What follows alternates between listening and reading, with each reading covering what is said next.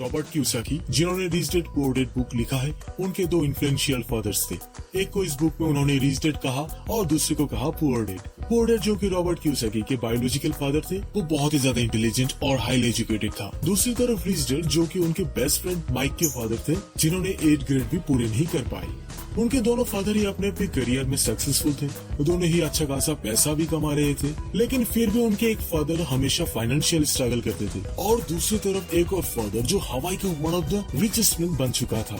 Author के दोनों father ही strong, charismatic और इन्फ्लुएंशियल था। दोनों ही ऑथर को एडवाइस देते थे, लेकिन दोनों का एडवाइस देने का तरीका बहुत ही अलग था। उनके दोनों फादर ही कभी भी सेम चीजें एडवाइस नहीं किया। हालांकि ऑथर के दोनों फादर ही एजुकेशन को स्ट्रांगली बिलीव करते थे, पर दोनों ने एक जैसा कोर्स ऑफ स्टडी रिकमेंड नहीं किया। पैसों को लेकर भी उनके दोनों डैड का पॉइंट ऑफ व्यू अलग अलग था। फॉर एग्जाम्पल, उनके एक डैड कहते हैं the love of money is the root of all evil, और दूसरे डैड कहते हैं the lack of money is the root of all evil.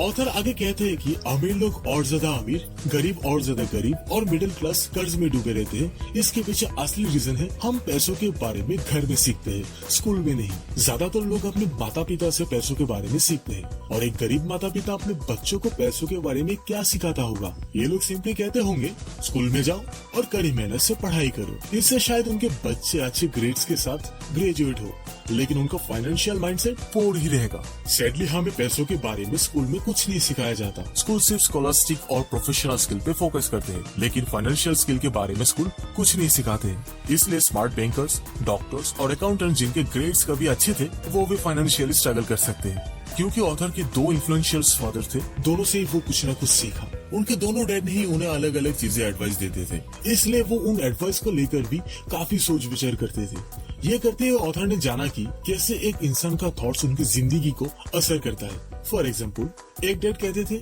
I can't afford it, लेकिन दूसरे डैड कहते थे how can I afford it. Rich dad ने author को समझाया कि जब हम कहते हैं आई कांट अफोर्ड इट, तब हमारे दिमाग काम करना बंद कर देता है, लेकिन जब हम क्वेश्चन पूछते हैं कि how can I afford it, तब हम अपने दिमाग को काम पे लगाते हैं। रिच डैड मानते हैं कि आई कांट अफोर्ड इट कहना लोगों की दिमागी आलस की पहचान है। हालांकि ऑथर के दोनों डैड काफी मेहनत करते थे, लेकिन उनका थॉट्स काफी अलग था। फॉर एग्जाम्पल, उनके एक डैड कहते थे study hard so you can find a good company to work for. दूसरे डैड कहते थे study hard so you can find a good company to buy. एक डैड कहते थे the reason I am not rich is because I have you kids. दूसरे dad कहते थे the reason I must be rich is because of you kids. एक dad कहते थे when it comes to money play it safe. दूसरे dad कहते थे learn to manage risk. Author ने अपने दोनों डैड्स की थॉट्स को काफी बारीकी से ऑब्जर्व किया, तो उन्होंने नोटिस किया कि हम जो सोचते हैं वही बनते हैं। फॉर एग्जाम्पल, ऑथर के बायोलॉजिकल डैड हमेशा कहते थे I will never be rich और मनी डजंट मैटर। यही सोच उनका रियलिटी बना। दूसरी तरफ उनके रिच डैड खुद को रिच ही मानते थे। वो कहते थे I am a rich man and rich people don't do this. Author ने नोटिस किया कि उनके फादर कम पैसे कमाने की वजह से गरीब नहीं थे, बल्कि उनके थॉट्स और एक्शन की वजह से वो गरीब थे। ऑथर के पुअर डैड चाहते थे कि वो भी कड़ी मेहनत से पढ़ाई करे, डिग्री हासिल करे और पैसे कमाने के लिए एक अच्छा सा नौकरी ढूंढ ले। लेकिन उनके रिच डैड ऑथर को एनकरेज करते थे ताकि वो भी अमीर बन पाए, वो भी समझ पाए कि पैसा कैसे काम करते हैं और वो भी सीख पाए पैसों को कैसे अपने लिए काम पे लगाया जाए। इसलिए रिच डैड हमेशा ऑथर को कहते थे I don't work for money, money works for me.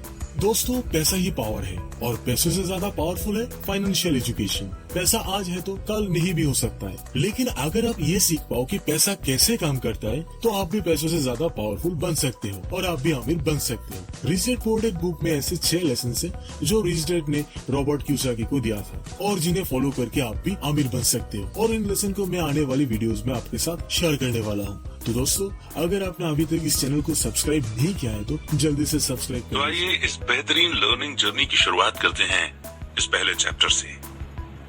Rich dad poor dad Robert Kiyosaki के अनुसार वे कहते हैं मेरे 2 डैडी थे, एक अमीर और दूसरे गरीब। एक बहुत पढ़े लिखे थे और समझदार थे।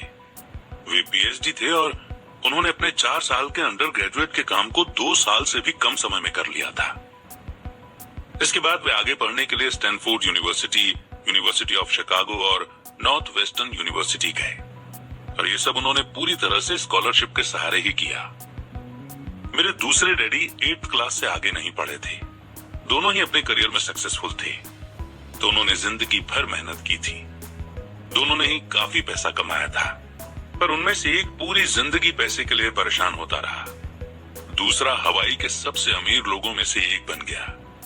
एक के मरने पर उसके परिवार, चर्च और जरूरतमंद को करोड़ों की दौलत मिली। दूसरा अपने पीछे कर्ज छोड़कर मरा। मेरे दोनों डैडी इरादे के पक्के, चमत्कारी और प्रभावशाली थे।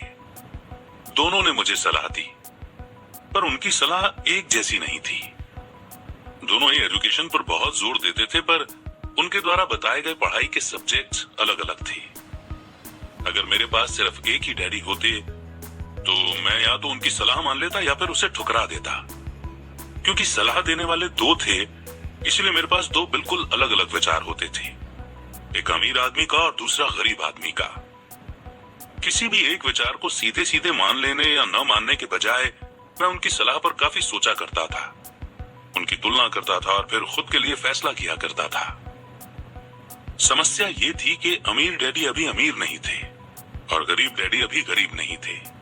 दोनों ही अपना करियर शुरू कर रहे थे और दोनों ही दौलत और परिवार के लिए मेहनत कर रहे थे, पर पैसे के बारे में दोनों के विचार और नजरिए एकदम अलग थे।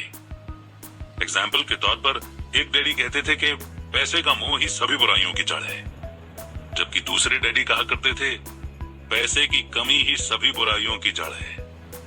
जब मैं छोटा था तो मुझे दोनों डैडियों की अलग अलग सलाह से दिक्कत होती थी। एक अच्छा बच्चा होने के नाते मैं दोनों की बातें सुनना चाहता था। परेशानी ये थी कि दोनों एक जैसी बातें नहीं कहते थे। उनके विचारों में जमीन आसमान का फर्क था, खासकर पैसे के मामले में। मैं काफी लंबे समय तक ये सोचा करता कि उनमें से किसने क्या कहा और क्यों कहा और उसका नतीजा क्या होगा। मेरा बहुत सा समय सोच विचार में ही गुजर जाता था। मैं खुद से बार बार इस तरह के सवाल पूछा करता, उन्होंने ऐसा क्यों कहा? और फिर दूसरे डैडी की कही हुई बातों के बारे में भी इस तरह के सवाल पूछता। काश मैं ये बोल सकता कि हाँ वे बिल्कुल सही हैं, मैं उनकी बातों से पूरी तरह से सहमत हूं। ये कहकर मैं सीधे उनकी बात ठुकरा सकता था। बुढ़े को ये नहीं पता कि वो क्या कह रहा है। अब क्योंकि दोनों ही मुझे प्यारे थे, इसलिए मुझे खुद के लिए सोचने पर मजबूर होना पड़ा।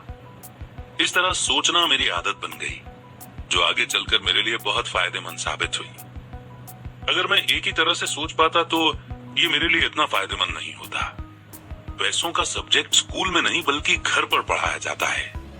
शायद इसीलिए अमीर लोग और ज्यादा अमीर होते जाते हैं, जबकि गरीब और ज्यादा गरीब होते जाते हैं और मिडिल क्लास कर्ज में डूबा रहता है।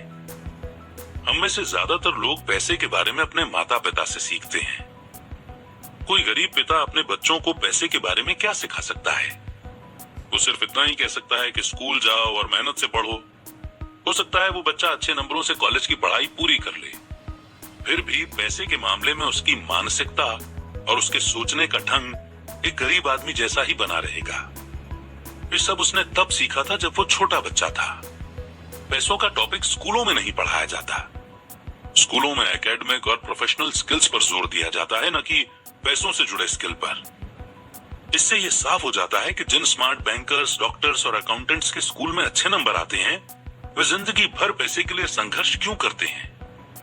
हमारे देश पर जो भारी कर्ज लदा हुआ है, वो भी काफी हद तक उन बेहद पढ़े लिखे राजनेताओं और गवर्नमेंट ऑफिसर्स के कारण हुआ है, जो इकोनॉमिक पॉलिसी बनाते हैं। और मजे की बात यह है कि वो पैसों के बारे में बहुत कम जानते हैं। मैं अक्सर नई सदी में आने वाली समस्याओं के बारे में सोचता हूँ। तब क्या होगा जब हमारे पास ऐसे करोड़ों लोग होंगे जिन्हें फाइनेंशियल और मेडिकल हेल्प की जरूरत होगी। पैसों से जुड़ी मदद के लिए या तो वे अपने परिवारों पर या फिर गवर्नमेंट पर निर्भर होंगे। क्या होगा जब मेडिकेयर और सोशल सिक्योरिटी के पास का पैसा खत्म हो जाएगा? किस तरह कोई देश तरक्की कर पाएगा अगर पैसे के बारे में पढ़ाई की जिम्मेदारी माता पिता के ऊपर छोड़ दी जाएगी, जिनमें से ज्यादातर गरीब हैं या गरीब होंगे। क्योंकि मेरे पास दो प्रभावशाली डैडी थे, इसलिए मैंने दोनों से ही सीखा। मुझे दोनों की सलाह पर सोचना पड़ता था। इस तरह से सोचते सोचते मैंने ये भी जान लिया कि किसी इंसान के विचार उसकी जिंदगी पर कितना जबरदस्त असर डाल सकते हैं। एग्जाम्पल के तौर पर एक डैडी को यह कहने की आदत थी, मैं इसे नहीं खरीद सकता। दूसरे डैडी इन शब्दों के इस्तेमाल से चिढ़ते थे। वे जोर देकर कहा करते थे कि मुझे इसके बजाय ये कहना चाहिए कि मैं इसे कैसे खरीद सकता हूं। पहला सेंटेंस नेगेटिव है और दूसरा सवाल उठाने वाला। तो पहले में बात खत्म हो जाती है और दूसरे में आप सोचने के लिए मजबूर हो जाते हैं। मेरे जल्द ही अमीर बनने वाले डैडी ने मुझे समझाया कि जब हम कहते हैं कि मैं इसे नहीं खरीद सकता तो हमारा दिमाग काम करना बंद कर देता है। इसके बजाय जब हम ये सवाल पूछते हैं कि मैं इसे कैसे खरीद सकता हूं तो हमारा दिमाग काम करने लगता है। उनका ये मतलब नहीं था कि आपका जिस चीज पर दिल आ जाए उसे खरीद ही लें। वे लगभग दीवानगी की हद तक अपने दिमाग को कसरत करवाना चाहते थे, क्योंकि उनके ख्याल से दिमाग दुनिया का सबसे ताकतवर कंप्यूटर है। मेरा दिमाग हर रोज तेज होता जाता है क्योंकि मैं इसकी कसरत करता रहता हूँ। ये जितना तेज होता जाता है मैं इसकी मदद से उतना ही ज्यादा पैसा कमा सकता हूँ। उनका मानना था कि ये कहना कि मैं इसे नहीं खरीद सकता दिमागी आलस की पहचान है। हालांकि दोनों ही डैडी अपने काम में कड़ी मेहनत करते थे, पर मैंने देखा कि पैसे के मामले में एक डैडी की आदत ये थी कि वे अपने दिमाग को सुला देते थे और दूसरे डैडी अपने दिमाग की लगातार कसरत करवाते रहते थे। और इसका लॉन्ग टर्म नतीजा ये हुआ कि एक डैडी फाइनेंशियल रूप से बहुत अमीर होते चले गए, जबकि दूसरे डैडी लगातार कमजोर होते गए।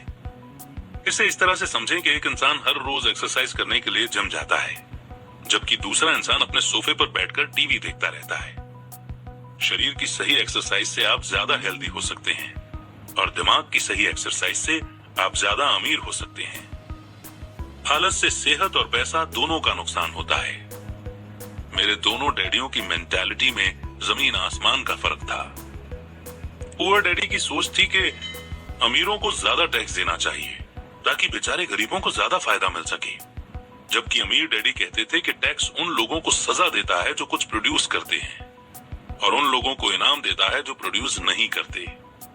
पुअर डैडी सिखाते थे कि मेहनत से पढ़ो ताकि तुम्हें किसी अच्छी कंपनी में जॉब मिल जाए, जबकि अमीर डैडी की सीख ये थी कि मेहनत से पढ़ो ताकि तुम्हें किसी अच्छी कंपनी को खरीदने का मौका मिल जाए। पुअर डैडी कहते थे, मैं इसलिए अमीर नहीं हूं क्योंकि मुझे तुम बच्चों को पालना पड़ता है। अमीर डैडी कहते थे, मुझे इसलिए अमीर बनना है क्योंकि मुझे तुम बच्चों को अच्छे से पालना है।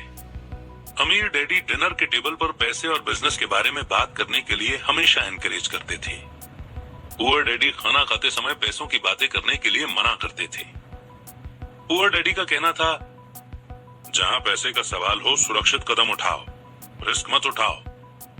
अमीर डैडी का कहना था, रिस्क का सामना करना सीखो। एक का मानना था, हमारा घर ही हमारा सबसे बड़ा इन्वेस्टमेंट और हमारी सबसे बड़ी प्रॉपर्टी है। दूसरे का मानना था, मेरा घर मेरी जिम्मेदारी है।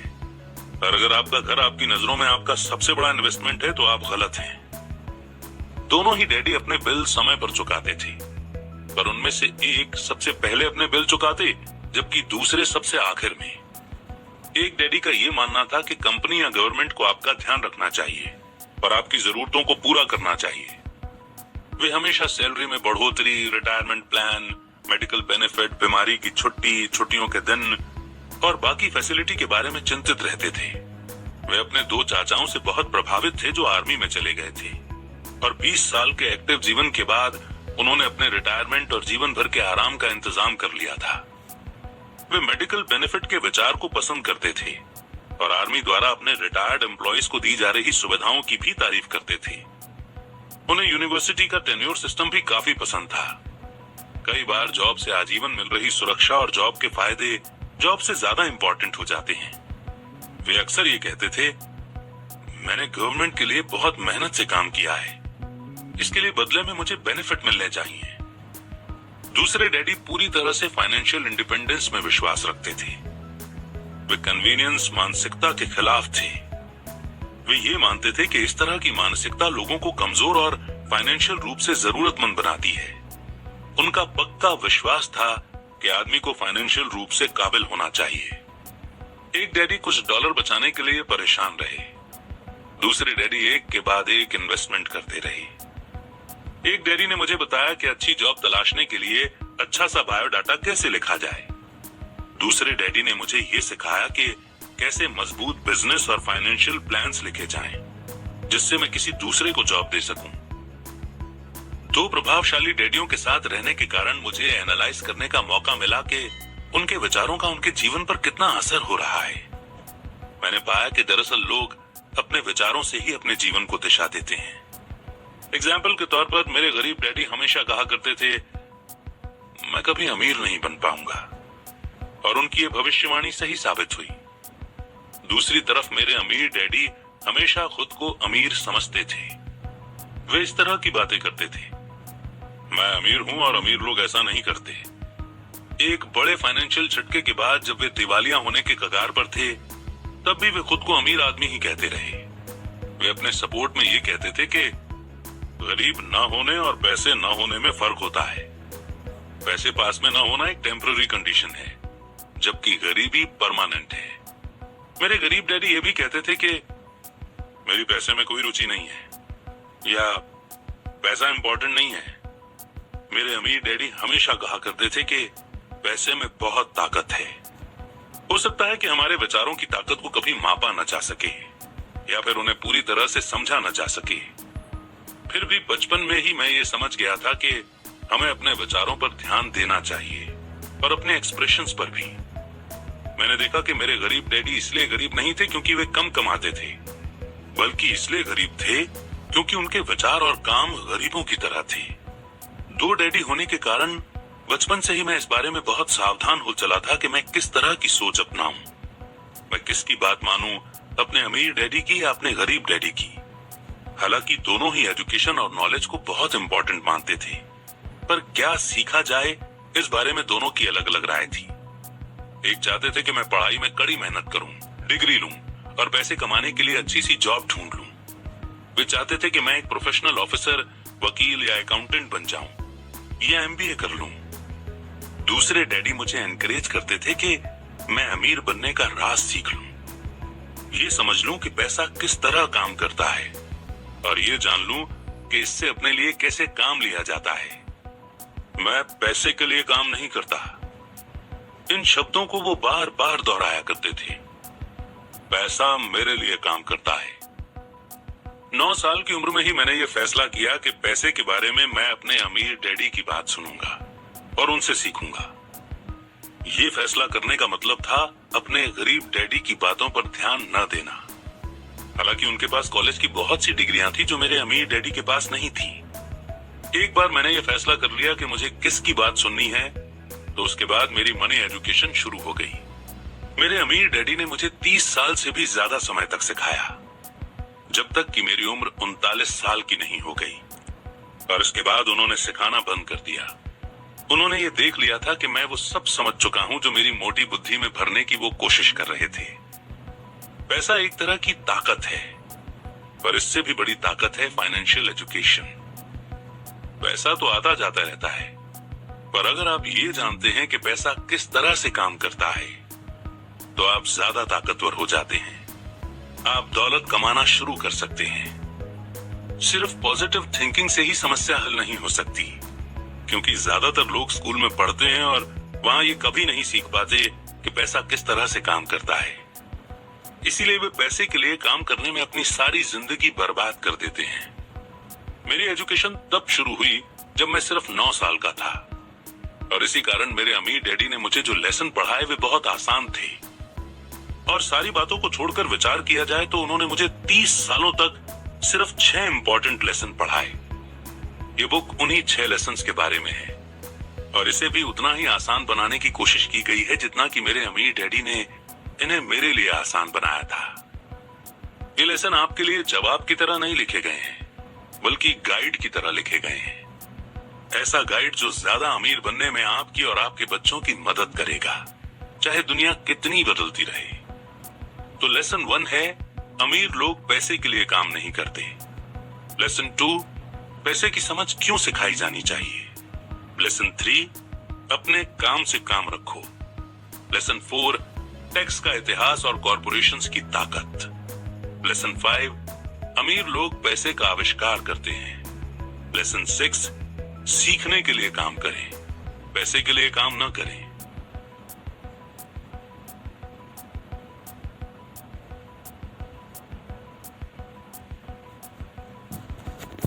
शुरुआत करते हैं चैप्टर 2 की, जिसमें हम सीखेंगे लेसन 1, अमीर लोग पैसे के लिए काम नहीं करते। डैडी, क्या आप मुझे बता सकते हैं कि अमीर कैसे बना जाए? वे सुनते ही मेरे डैडी ने अपना शाम का न्यूज़पेपर नीचे रख दिया। बेटे, तुम अमीर क्यों बनना चाहते हो? क्योंकि आज जिमी की मम्मी अपनी नई महंगी कार में आई और वो लोग पिकनिक पर अपने सी साइड वाले घर पर जा रहे थे। जिमी अपने साथ साथ अपने 3 दोस्तों को ले गया, पर माइक और मुझे नहीं ले गया। उसने हमसे ये कहा कि वो हमें इसलिए नहीं ले जाएगा क्योंकि हम लोग गरीब बच्चे थे। उसने ऐसा कहा? डैडी ने आश्चर्य से पूछा। हाँ, बिल्कुल ऐसा ही कहा, मैंने दर्द भरी आवाज में कहा। डैडी ने अपना सिर हिलाया, नाक तक चश्मे को चढ़ाया और फिर न्यूज़पेपर पढ़ने लगे। मैं उनके जवाब का इंतजार करता रहा। ये 1956 की बात है, तब मैं 9 साल का था। किस्मत की बात थी कि मैं उसी पब्लिक स्कूल में जाता था जिसमें अमीर लोगों के बच्चे पढ़ते थे। हम शुगर प्लांटेशन के एरिया में रहते थे। प्लांटेशन के मैनेजर और उस एरिया के बाकी अमीर लोग जैसे डॉक्टर, बिजनेसमैन और बैंकर अपने बच्चों को 1st क्लास से 6th क्लास तक इसी स्कूल में भेजते थे। 6th क्लास के बाद बच्चों को प्राइवेट स्कूलों में भेजा जाता था।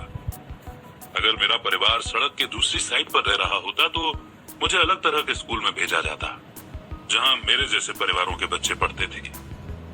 6th क्लास के बाद इन बच्चों की तरह मैंने भी पब्लिक इंटरमीडिएट और हाई स्कूल किया होता, क्योंकि उनकी ही तरह मेरे लिए भी प्राइवेट स्कूल में जाना पॉसिबल नहीं था। मेरे डैडी ने आकर न्यूज़पेपर को रख दिया। मुझे पता था कि वे क्या सोच रहे थे। उन्होंने धीमे से शुरुआत की। अगर तुम अमीर बनना चाहते हो तो तुम्हें पैसे बनाना सीखना चाहिए। मैं पैसे बनाना किस तरह सीख सकता हूं? अपने दिमाग के इस्तेमाल से, उन्होंने मुस्कुराते हुए कहा, जिसका असली मतलब यह था कि बस मैं तुम्हें इतना ही बता सकता हूं, या मैं इसका जवाब नहीं जानता, इसलिए मुझे तंग मत करो।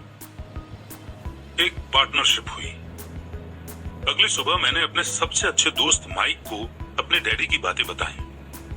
जहां तक मुझे याद है, उस स्कूल में माइक और मैं 2 ही गरीब बच्चे थे। माइक भी मेरी ही तरह का था, क्योंकि वो भी किस्मत की वजह से ही उस स्कूल में था। ऐसा लगता था जैसे किसी ने कस्बे में स्कूलों की सरहदें तय कर दी थी, और इसी कारण हम लोग अमीर बच्चों के स्कूल में पढ़ रहे थे।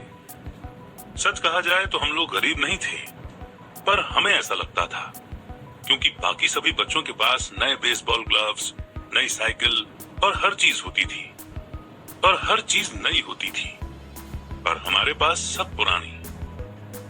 मम्मी और डैडी ने हमें जरूरत की सभी चीजें दी थी, जैसे खाना, घर, कपड़े, लेकिन इससे ज्यादा कुछ नहीं। मेरे डैडी कहा करते थे कि अगर तुम्हें कोई चीज चाहिए तो उसके लिए काम करो। हमें बहुत सी चीजें चाहिए थी, लेकिन 9 साल के बच्चों के करने के लिए ज्यादा काम मौजूद नहीं थे। माइक ने पूछा, तो पैसा कमाने के लिए हमें क्या करना चाहिए? मैं नहीं जानता, मैंने कहा, लेकिन क्या तुम इस काम में मेरे पार्टनर बनना चाहोगे? वो राजी हो गया, और उस शनिवार की सुबह माइक मेरा पहला बिजनेस पार्टनर बन गया। हम दोनों पूरी सुबह यही सोचते रहे कि पैसा किस तरह कमाया जाए। कभी कभार हम उन बेफिक्र बच्चों के बारे में बात करते रहे जो जिमी के सी साइड वाले घर पर मजे कर रहे होंगे। इससे थोड़ी चोट पहुंचती थी, पर ये चोट अच्छी थी, क्योंकि इसने हमें ये सोचने के लिए मोटिवेट किया कि पैसा कैसे कमाया जाए। और आखिरकार उस दोपहर को हमारे दिमाग में बिजली कौंध गई। ये एक ऐसा आइडिया था जो माइक ने किसी साइंस की किताब में पढ़ा था। एक्साइटेड होकर हमने अपने हाथ मिलाए, क्योंकि हमारे पास अब एक बिजनेस था। अगले कुछ हफ्तों तक मैं और माइक आसपास के इलाकों में भाग दौड़ करते रहे। हम दरवाजों पर दस्तक देते थे और पड़ोसियों से कहते थे कि वे अपने इस्तेमाल किए हुए टूथपेस्ट ट्यूब हमारे लिए रख लें। हैरत से हमें देखते हुए ज्यादातर लोगों ने मुस्कुराकर हमारी बात मान ली। कुछ ने हमसे पूछा कि हमें टूथपेस्ट ट्यूब क्यों चाहिए। इसके जवाब में हमने कहा कि हम आपको ये नहीं बता सकते, ये एक बिजनेस सीक्रेट है। हफ्ते गुजरते गए और मेरी माँ बहुत दुखी हो गई। अपने रॉ मटेरियल को इकट्ठा करने के लिए हमने जो जगह चुनी थी वो उनकी वॉशिंग मशीन के ठीक पास में थी, एक ब्राउन कार्डबोर्ड के डिब्बे में जिसमें कभी केचप की बोतलें रखी रहती थी। आज वहां पर हमारी और पड़ोसियों के टूथपेस्ट की इस्तेमाल की हुई ट्यूब्स पड़ी थी। आखिर एक दिन माँ के सब्र का बांध टूट गया। पड़ोसियों के मोड़े तोड़े और इस्तेमाल किए हुए टूथपेस्ट ट्यूब्स को देखते देखते वो ऊब गई थी। उन्होंने पूछा, तुम लोग क्या कर रहे हो? और मैं ये नहीं सुनना चाहती कि एक बिजनेस सीक्रेट है। इस कचरे को साफ कर दो या मैं इसे उठाकर बाहर फेंक देती हूँ। माइक और मैंने उनके हाथ पैर जोड़े और उन्हें ये बताया कि जल्दी ही हमारा काफी रॉ मटेरियल जमा हो जाएगा और फिर हम प्रोडक्शन शुरू कर देंगे। हमने उन्हें बताया कि हम कुछ पड़ोसियों का इंतजार कर रहे थे ताकि वे अपने टूथपेस्ट के ट्यूब खत्म कर लें। माँ ने हमें 1 हफ्ते की मोहलत और दे दी। प्रोडक्शन शुरू होने की तारीख करीब आ गई थी। प्रेशर बढ़ चुका था। हमारे वेयरहाउस के मालिक यानी मेरी माँ ने हमारी पहली पार्टनरशिप कंपनी को जगह खाली करने का नोटिस थमा दिया था। अब माइक का काम यह था कि वो पड़ोसियों को अपने टूथपेस्ट जल्दी खत्म करने के लिए कहे और साथ में ये भी कह दे कि दांत के डॉक्टर्स ने कहा है कि दिन में कई बार ब्रश करना चाहिए। मैं प्रोडक्शन के प्रोसेस को ठीक ठाक करने में जुट गया। एक दिन मेरे डैडी अपने एक दोस्त के साथ कार में बैठकर जब घर आए तो वो शॉक्ड हो गए जब उन्होंने वहां 9 साल के 2 बच्चों को प्रोडक्शन प्रोसेस में पूरे स्पीड से जुटे हुए देखा। हर जगह बारीक सफेद पाउडर बिखरा हुआ था। एक लंबी मेज पर स्कूल से लाए गए दूध के छोटे कार्टन थे और हमारे परिवार की ग्रिल लाल दहकते कोयलों के साथ मैक्सिमम हीट पर जल रही थी। डैडी सावधानी से चलकर हमारे करीब आए क्योंकि हमारे प्रोडक्शन प्रोसेस ने उनके घर पर कब्जा कर लिया था, इसलिए उन्हें कार बाहर ही खड़ी करनी पड़ी। और जब वे और उनके दोस्त पास आए तो उन्होंने कोयलों के ऊपर रखा एक स्टील का बर्तन देखा जिसमें टूथपेस्ट के ट्यूब पिघल रहे थे। अब आप सोचेंगे कि टूथपेस्ट ट्यूब्स को हम क्यों पिघला रहे थे। एक्चुअली उन दिनों टूथपेस्ट प्लास्टिक के ट्यूब्स में नहीं आते थे। ट्यूब्स शीशे यानी कि लीड के बने होते थे।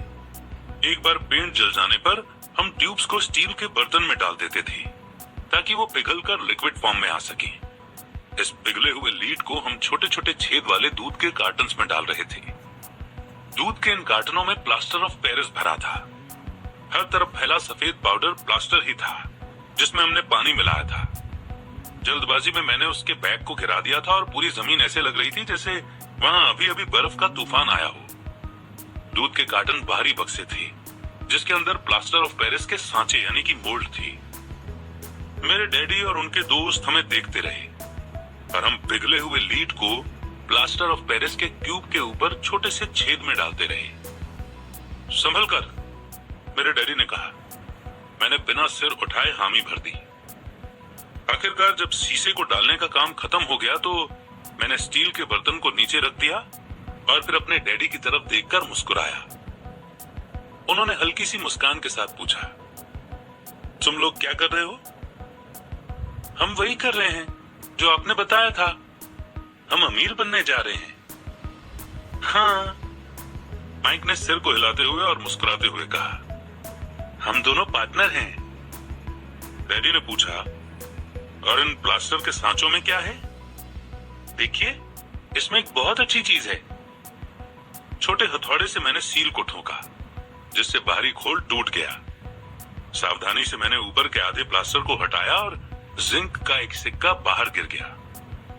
हे भगवान, तो तुम लोग जिंक के सिक्के बना रहे थे? मेरे डैडी ने कहा। बिल्कुल सही, माइक ने कहा। हम वही कर रहे थे जैसा आपने हमसे कहा था। हम पैसा बना रहे थे। मेरे डैडी के दोस्त जोर से हंसने लगे। मेरे डैडी भी मुस्कुराए और उन्होंने अपना सिर हिलाया। उनके सामने आग और टूथपेस्ट की ट्यूब्स के बक्से के साथ सफेद धूल में लिपटे हुए 2 बच्चे खड़े थे जो इस कान से उस कान तक खुलकर मुस्कुरा रहे थे। उन्होंने हमसे कहा कि हम सब कुछ छोड़कर उनके साथ चलें और घर के सामने वाली सीढ़ी पर बैठे। मुस्कुराते हुए उन्होंने हमें जालसाजी यानी कि फेक या फ्रॉजरी शब्द का मतलब समझाया। कहने का मतलब यह है कि जो सिक्के हैं वो सिर्फ गवर्नमेंट यानी कि सरकार बना सकती है, न कि एक आम इंसान। अगर एक आम इंसान सिक्के बनाता है तो उसे जेल भी हो सकती है। हमारे सपने टूट गए थे। तो आपका मतलब यह है कि ये इलीगल है? माइक ने कांपती हुई आवाज में पूछा। इतने में डैडी के दोस्त ने कहा, छोड़ो भी, हो सकता है कि बच्चे अपने पैदाइशी टैलेंट को डेवलप कर रहे हों। मेरे डैडी उन्हें घूरते रहे। हाँ, ये इलीगल है, डैडी ने नरमी से कहा। पर तुम लोगों ने यह साबित कर दिया है कि तुम में बहुत ज्यादा क्रिएटिविटी और ओरिजिनल आइडिया है। इसी तरह आगे बढ़ते रहो, मुझे तुम पर गर्व है। निराश होकर माइक और मैं तकरीबन 20 मिनट तक चुपचाप अपना सिर पकड़कर बैठे रहे। इसके बाद हमने सारा घर साफ करना शुरू किया। पहले ही दिन हमारा बिजनेस चौपट हो गया था। पाउडर साफ करते हुए मैंने माइक की ओर देखा और कहा, मुझे लगता है जिमी और उसके दोस्त ठीक कहते हैं, हम सचमुच गरीब हैं। जब मैंने ये कहा तब डैडी बस जाने ही वाले थे। उन्होंने कहा, बच्चों, तुम गरीब तभी कहलाओगे जब तुम लोग हार मान लोगे। सबसे इंपॉर्टेंट चीज ये है कि तुमने कुछ किया। ज्यादातर लोग सिर्फ अमीर बनने के बारे में बातें करते रहते हैं और उसके सपने देखते रहते हैं। तुमने कुछ किया है, मुझे तुम दोनों पर गर्व है। मैं एक बार फिर से यही कहूंगा, आगे बढ़ते चलो, हार मत मानो। माइक और मैं खामोश खड़े रहे। ये शब्द सुनने में अच्छे थे, पर हमें ये नहीं पता था कि हमें क्या करना चाहिए। तो ऐसा क्यों है डैडी, क्या आप अमीर नहीं हैं? मैंने पूछा। क्योंकि मैंने एक स्कूल टीचर बनने का फैसला किया था। स्कूल के टीचर अमीर बनने के बारे में नहीं सोचते, हम सिर्फ पढ़ाना पसंद करते हैं। काश कि मैं तुम लोगों की मदद कर सकता, पर हकीकत में मैं ये नहीं जानता कि दौलत कैसे कमाई जाती है। माइक और मैं पलटे और अपने सफाई अभियान में जुट गए। डैडी ने कहा, हाँ, अगर तुम लोग ये सीखना ही चाहते हो कि अमीर कैसे बना जाता है तो मुझसे मत पूछो। माइक, तुम अपने डैडी से इस सवाल पूछो। मेरे डैडी? माइक ने हैरानी से कहा। हाँ, तुम्हारे डैडी। मेरे डैडी ने मुस्कुराकर कहा, तुम्हारे डैडी और मेरा बैंकर एक ही है और वो तुम्हारे डैडी की बहुत तारीफ करता है। उसने मुझे कई बार ये बताया है कि पैसा बनाने में तुम्हारे डैडी का कोई जवाब नहीं। मेरे डैडी? माइक ने एक बार फिर से हैरानी से पूछा। फिर ऐसा क्यों है कि स्कूल के अमीर बच्चों की तरह हमारे पास शानदार कार और आलीशान बंगला नहीं है? शानदार कार और आलीशान बंगले के होने का मतलब ये नहीं होता कि आप पक्के रूप से अमीर हैं या आप पैसा बनाने की कला जानते हैं। डैडी ने जवाब दिया, जिमी के डैडी शुगर प्लांटेशन में काम करते हैं। उनमें और मुझ में ज्यादा फर्क नहीं है। वे एक कंपनी के लिए काम करते हैं और मैं गवर्नमेंट के लिए। कंपनी उन्हें कार खरीद कर दे देती है। इस समय चीनी की कंपनियां फाइनेंशियल प्रॉब्लम्स में फंसी हुई हैं और जिमी के डैडी के पास जल्दी ही कुछ नहीं बचेगा। तुम्हारे डैडी अलग है माइक। ऐसा लगता है कि वे एक एम्पायर बनाने जा रहे हैं और मेरा अंदाज है कि कुछ ही सालों में वे बहुत अमीर बन जाएंगे। ये सुनकर माइक और मैं एक बार फिर से एक्साइटेड हो गए। नए जोश से हमने अपने डूबे हुए बिजनेस के कचरे को साफ करना शुरू कर दिया।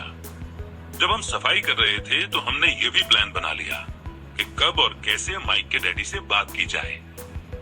प्रॉब्लम ये थी कि माइक के डैडी बहुत ज्यादा काम करते थे और देर रात तक घर नहीं लौटते थे। माइक के डैडी के पास कई warehouse, construction company, stores की चेन और 3 रेस्टोरेंट्स थे। रेस्टोरेंट्स के कारण ही उन्हें घर लौटने में देर हो जाती थी। सफाई खत्म करने के बाद माइक बस पकड़कर अपने घर चला गया। वो अपने डैडी से बात करने वाला था, चाहे वे कितनी ही देर से घर लौटे, और उनसे पूछने वाला था कि क्या वे हमें अमीर बनने की तरकीब सिखाने के लिए तैयार हैं। माइक ने मुझसे वादा किया कि जैसे ही वो अपने डैडी से बात कर लेगा वो मुझे फोन करेगा, चाहे कितनी ही देर क्यों ना हो जाए। फोन रात को 8:30 बजे आया। ओके, अगले शनिवार, मैंने कहा और फोन रख दिया।